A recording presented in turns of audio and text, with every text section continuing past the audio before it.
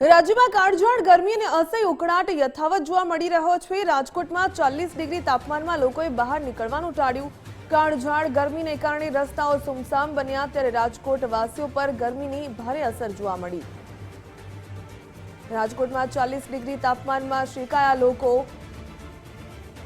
આગ ઝરતી ગરમી પડી રહી છે, ત્યારે લોકોને અસર પહોંચી। ખાસ કરીને લોકોએ બપોરના સમયે બિનજરૂરી બહાર નીકળવાનું પણ ટાળી રહ્યા છે। ઉલ્લેખનીય છે કે રાજ્યમાં કાળઝાળ ગરમી અને અસહ્ય ઉકળાટ યથાવત જોવા મળી રહ્યો છે। રાજકોટમાં પણ જે પ્રકારે તાપમાન 40 ડિગ્રીએ પહોંચ્યું, ત્યારે લોકોએ બહાર નીકળવાનું પણ ટાળ્યું।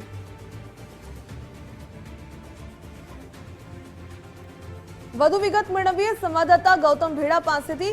ગૌતમ, કાળઝાળ ગરમી છે, તેના લીધે જનજીવન પ્રભાવિત બન્યું છે। રાજકોટમાં કેવા પ્રકારે સ્થિતિ જોવા મળી રહી છે?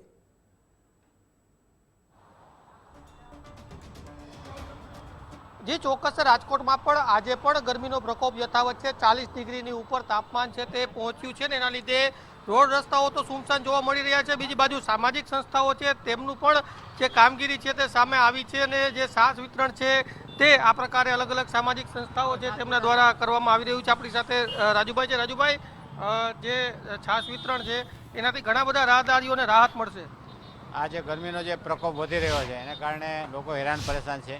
દર વર્ષની જેમ આ વર્ષે પણ અમે છાસ વિતરણ 2 દિવસનું રાખ્યું હતું, શનિ અને રવિ 2 દિવસ, અને આવતા શનિ રવિ પણ આયોજન છે। તો લોકોને ગરમીમાં ઘણી રાહત મળી રહે છે અને આ એક સેવા કાર્ય છે અને લોકો ઉત્સાહભેર આમાં જોડાય છે, સેવા માટે પણ જોડાય છે અને છાસ પીને લોકો રાહત પણ અનુભવે છે।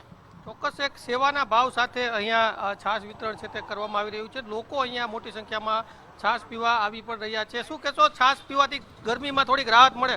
હા, રાહત મળે હો ભાઈ, વેરી નાઇસ। ચોક્કસ લોકો છાસ વિતરણમાં, ચાહે રિક્ષા ચાલક હોય, વાહન ચાલક હોય, રાહદારીઓને ખૂબ જ રાહત મળે છે। એ પ્રકારના દ્રશ્યો છે તે સામે આવી રહ્યા છે ને જે રીતનો ગરમીનો પ્રકોપ છે રાજકોટ શહેરની અંદર, તેમાં રાહદારીઓને મોટી રાહત મળી રહી છે। જી બિલકુલ ગૌતમ, ધન્યવાદ તમામ જાણકારી સાથે જોડાવા બદલ।